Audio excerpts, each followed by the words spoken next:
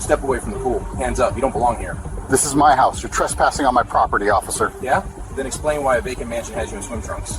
I closed on this home 3 hours ago. The deed's right there. Check it. Don't reach for anything. Turn around. Now. Refusing an unlawful order is not a crime. The body camera footage was crystal clear, capturing the lush greenery of the manicured hedges, the sparkle of the midday sun on the water, and the exact moment Officer Kyle Braden decided to ruin his own life.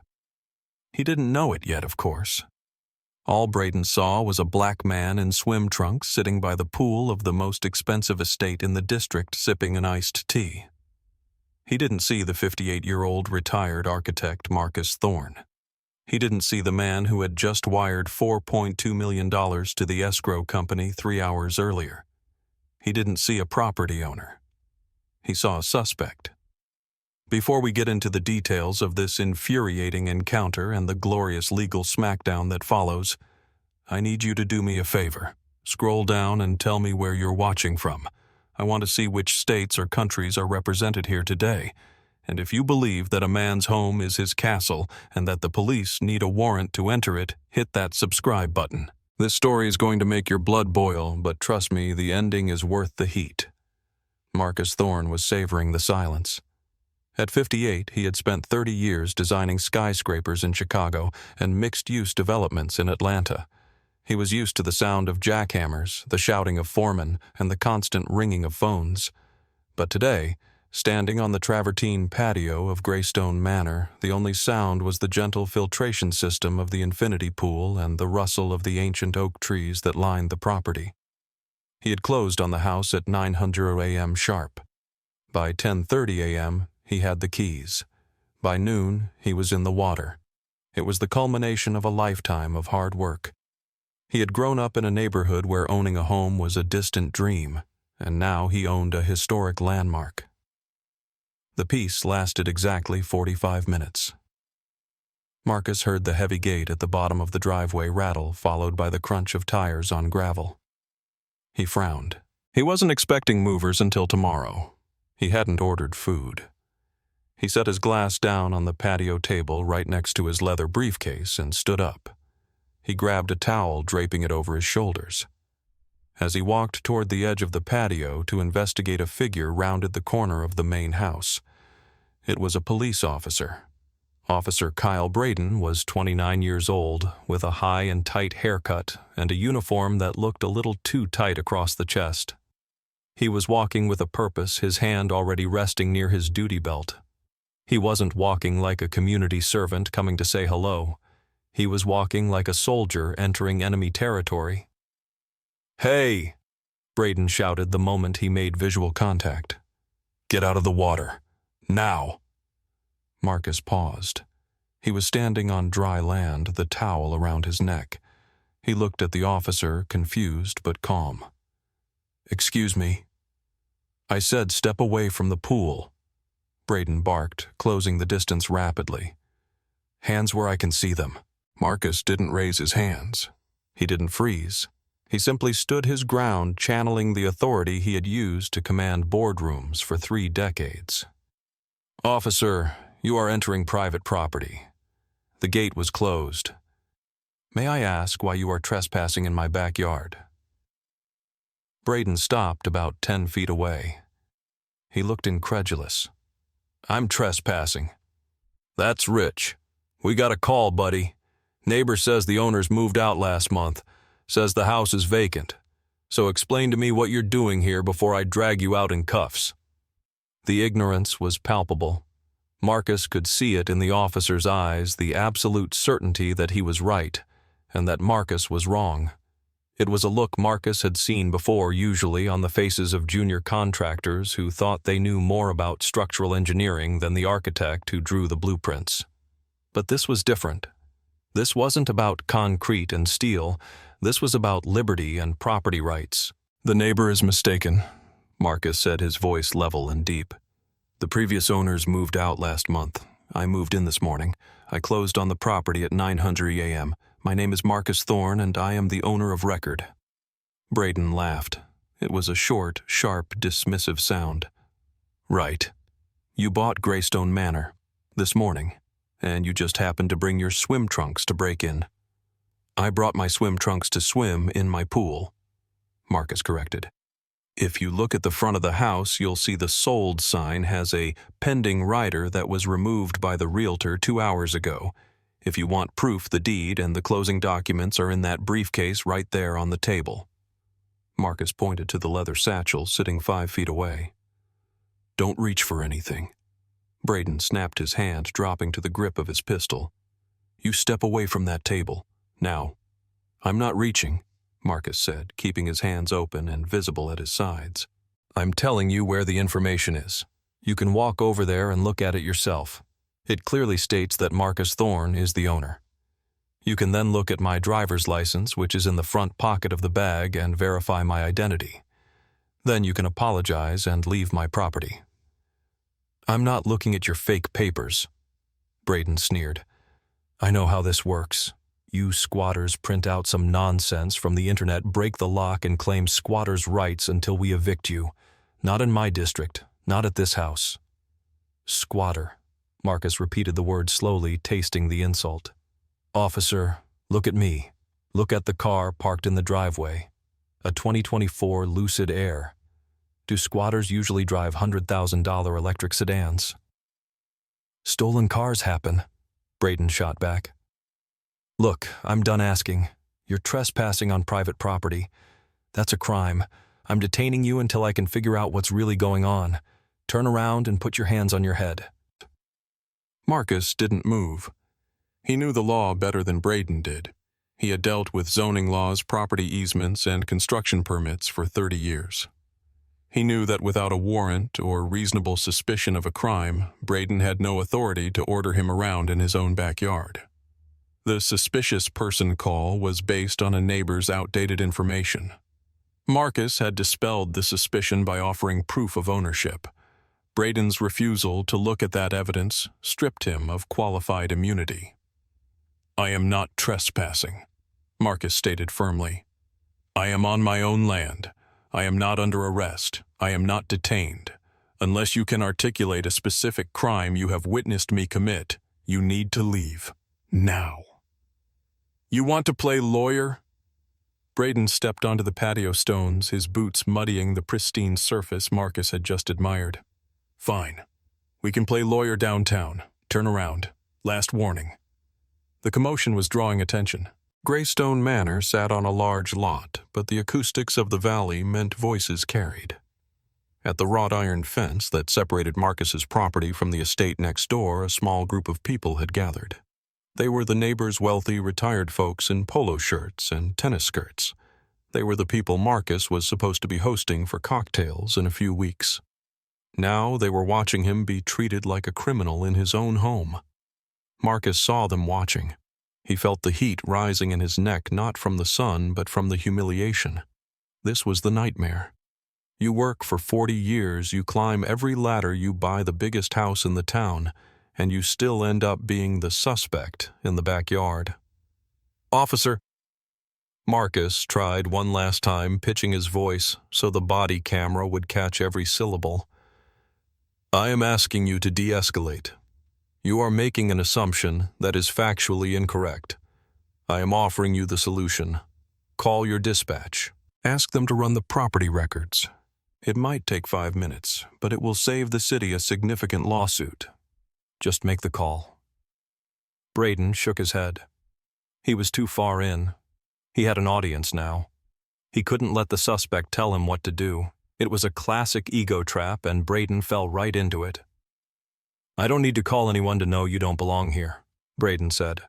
You're failing to comply with a lawful order. That's obstruction. Now I have probable cause. Refusing an unlawful order is not obstruction, Marcus said calmly. And your order is unlawful because you have no jurisdiction to remove a homeowner from his own patio. That's it. Braden lunged forward. He didn't wait for compliance. He grabbed Marcus's left wrist and wrenched it behind his back. The sudden movement sent a shock of pain through Marcus's shoulder. A rotator cuff injury from his tennis days flared up instantly. I am not resisting, Marcus shouted clearly for the neighbors and the camera. I am complying with physical force. I am not resisting. Braden didn't care. He shoved Marcus forward, forcing him to bend over the patio table. "Stop fighting!" Braden yelled, despite the fact that Marcus was standing perfectly still. The officer unholstered his handcuffs and slapped them onto Marcus's wrists. The cold metal bit into his skin. "You are making a mistake."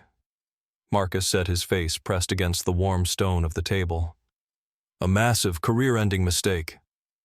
The only mistake was you thinking you could break into this house." Braden grunted, tightening the cuffs tighter than necessary. He grabbed Marcus by the arm and hauled him upright. "Let's go."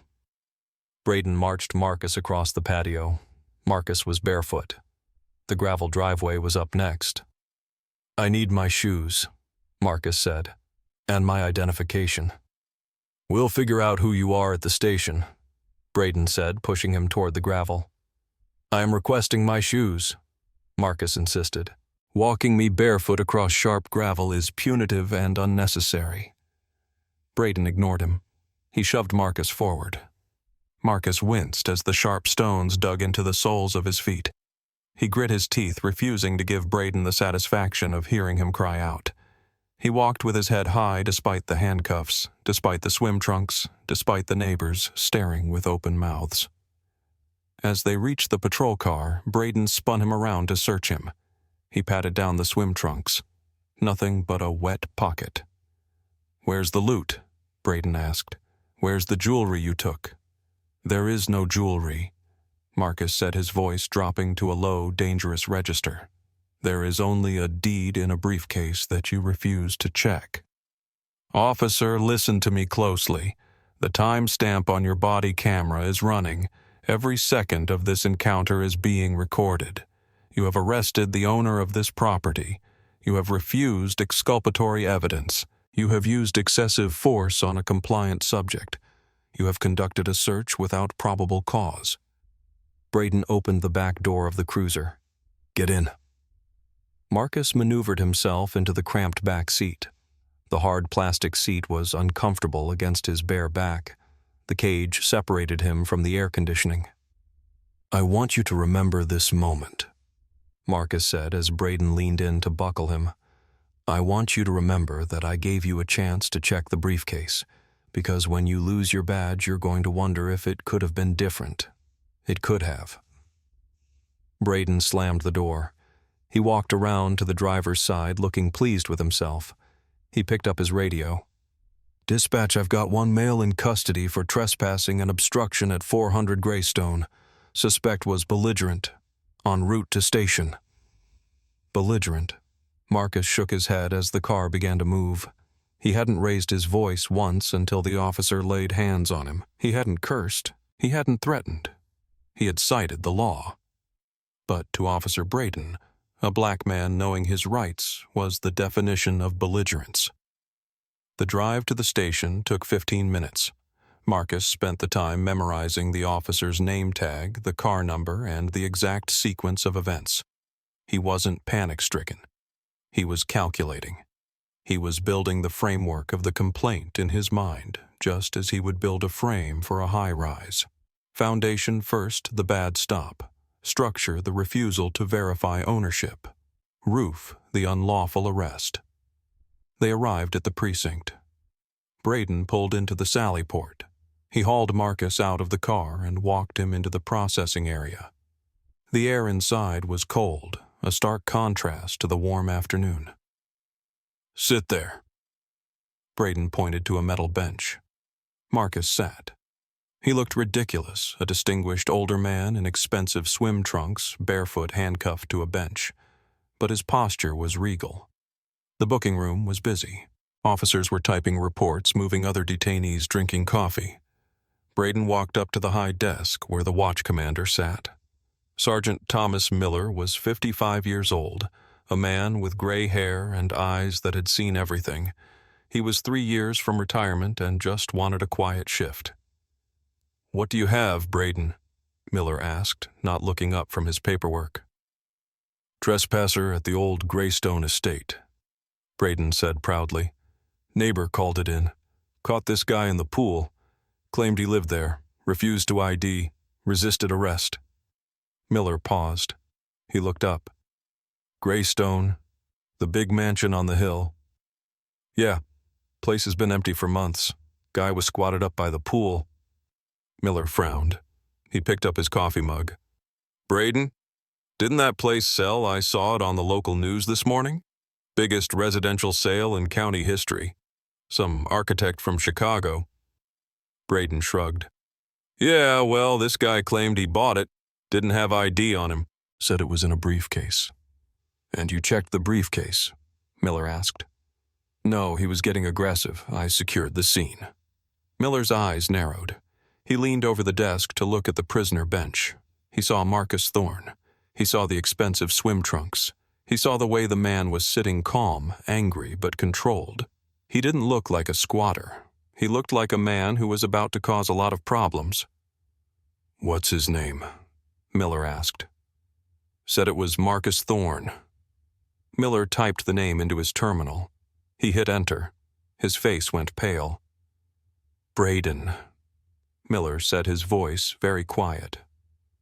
Did you run the property records? Dispatch was busy. I figured I'd sort it out here. Miller turned his monitor around. Look at the screen. Braden leaned in. The county assessor's database was open. Owner Marcus Aurelius Thorne. Sale date today. Status valid. Oh, Braden said. The color drained from his face. Well, he didn't have proof on him. He told you it was in the briefcase, Miller said, his voice rising. You arrested the owner of Greystone Manor for swimming in his own pool. Please tell me you didn't drag him out of there in front of the neighbors. Braden swallowed hard. I thought he was lying. Miller stood up. Stay here. Don't move. Don't speak to the prisoner. Miller walked out from behind the desk and approached the bench. He didn't walk like a jailer. He walked like a man trying to defuse a bomb. Mr. Thorne, Miller asked gently. Marcus looked up. I am. And you are? I'm Sergeant Miller. I need to apologize, sir. There seems to have been a significant error. An error implies a mistake, Sergeant, Marcus said coldly. This was a choice. Officer Braden chose not to verify my ownership. He chose to ignore the evidence I offered. He chose to arrest me. Am I free to go? Yes, sir, immediately. Miller reached for his keys to unlock the handcuffs. Wait, Marcus said, pulling his hands away. I want the captain. Miller froze. Sir, I can release you right now. We can get you a ride back to your property. We can resolve this. The handcuffs stay on until the captain sees them, Marcus said. I want him to see exactly how his officer treats a tax-paying homeowner. I want a record of this. Call the captain. Miller knew when he was beaten. He went to the phone. 5 minutes later, Captain Robert Vance walked into the processing area. Vance was a politician in a uniform, a man who played golf with the mayor and attended all the right fundraisers. He looked annoyed at being disturbed until he saw Marcus. Vance stopped dead in his tracks. He didn't just recognize the situation, he recognized the man. 3 years ago, Vance had served on a regional planning committee regarding a new police substation. The architect consulting on the project had been Marcus Thorne. Marcus, Vance asked, his voice cracking slightly. Hello, Bob, Marcus said. He jiggled the handcuffs. Nice welcome to the neighborhood. Get those off him. Vance roared at Braden, who was shrinking into the corner. Now! Braden scrambled forward, fumbling with the key. The cuffs clicked open. Marcus rubbed his wrists. There were deep red indentations where the metal had dug in. Marcus, I am so sorry, Vance said, stepping forward with his hand extended. I had no idea. This is a misunderstanding. Marcus didn't shake the hand. It's not a misunderstanding, Bob. It's a violation of the Fourth Amendment. Your officer accused me of trespassing, refused to look at my deed, and arrested me because he didn't believe a black man could own Greystone Manor. That's the long and short of it. He's new, Vance said, shooting a look of pure venom at Braden. He made a judgment call, a bad one. We will handle it internally. We'll get you a car, get you back home. We can keep this out of the papers." "No," Marcus said. "We can't. Because if I was a 20-year-old kid with no resources, I'd still be in a cell. I'd have an arrest record. I'd have a resisting charge. The only reason you're apologizing is because you know who I am, and you know I have the money to fight you." "Marcus, please." Vance lowered his voice. "Don't do this. We can fix this right here." "I am going to leave now," Marcus said. "I'm going to take an Uber because I don't want to ride in one of your cars again, and tomorrow you're going to hear from my lawyer, not for a criminal defense, for a federal civil rights lawsuit." Marcus walked past the captain, past the sergeant, and stopped in front of Officer Braden. Braden wouldn't make eye contact. "I told you," Marcus whispered. "I told you to check the briefcase. The lawsuit didn't come alone. It came with a press conference." The following morning, Marcus Thorne stood in front of the federal courthouse downtown. He was wearing a bespoke suit, looking every bit the titan of industry he was. Beside him was his attorney, a civil rights shark named Elena Ross. "Yesterday," Marcus told the bank of microphones, "I was arrested for the crime of sitting by my own pool. The San Diego Police Department has a culture that presumes guilt based on appearance. Officer Braden told me he didn't need to see my papers because he knew I was a squatter. That is not policing. That is profiling." The body camera footage was released as part of the filing. It hit the internet like a nuclear bomb. The image of Marcus Thorne, calm and articulate, being manhandled by a sneering Officer Braden was undeniable. The contrast between Braden's aggressive ignorance and Marcus's composed intelligence was cinematic. The internet did what it does best. Within hours, #poolside, while black was trending. Real estate agents made TikToks explaining how easy it is to verify a deed. Lawyers broke down the Fourth Amendment violations. The comments section was a firestorm. He literally offered to show the papers cop was on a power trip. Imagine buying a 4M house and getting treated like a criminal the same day. The way he asked for his shoes? Heartbreaking. The city attorney took one look at the footage, then one look at the lawsuit, and called the mayor. "We can't win this," the attorney said. "He has the officer on video refusing to investigate. He has the officer admitting he didn't check the records. He has the officer arresting him for obstruction, which was just verbal disagreement. And the plaintiff is Marcus Thorne. He's impeccable. If we go to trial, the jury will give him the keys to the city." They tried to settle quietly. They offered $200,000. Marcus rejected it. They offered $500,000. Marcus rejected it. "It's not about the money," Marcus told his lawyer. "I have money. I want change. I want Braden gone. I want a policy change on property disputes. And I want an admission of wrongdoing." The city dragged its feet for 3 months. During that time, the neighbors at Greystone Manor, the ones who had watched the arrest, rallied around Marcus. They were embarrassed. They wrote letters to the chief of police. The neighbor who had made the initial call came over to apologize, weeping on Marcus's doorstep. Marcus forgave her, but he didn't forgive the system. Finally, the city folded. The settlement was finalized 8 months after the arrest. The city of San Diego agreed to pay Marcus Thorne $1.8 million. It was one of the largest individual settlements for a non-injury unlawful arrest in state history. But the money was just the headline. The real victory was in the fine print. Officer Kyle Braden was terminated. The Internal Affairs investigation found that he had violated 4 separate department policies, including failure to investigate unlawful detention and conduct unbecoming. He was stripped of his certification, effectively ending his career in law enforcement in the state. The department implemented the Thorne Protocol. It required that in any call regarding trespassing or squatting where the subject claims ownership, officers must verify property records through dispatch or review physical documentation before initiating any detention or arrest. Failure to do so would result in immediate suspension. Marcus donated the entire $1.8 million to a legal defense fund for low-income homeowners facing foreclosure and predatory policing. 1 year later, Marcus sat by his pool again. The sun was shining. The water was blue. He had finally finished the renovations on the main house.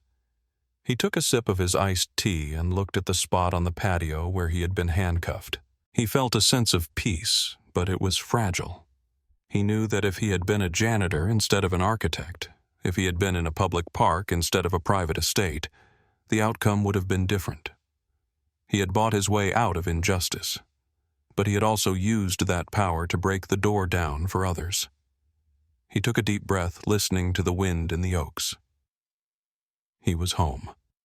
And this time, nobody was going to tell him to leave. This story is a reminder that bias blinds us to the truth. Officer Braden was so convinced of his own narrative that he couldn't see the reality in front of him, a man in his own home. It cost him his career. It cost the city millions. But for Marcus, it cost him his peace of mind. Have you ever been judged by someone who refused to listen to the facts? Do you think the punishment for Officer Braden was enough? Let me know in the comments below. And please, if you believe in accountability and justice, hit that like button and share this story. We need to keep shining a light on these moments so that eventually we won't have to tell these stories anymore. Thanks for reading.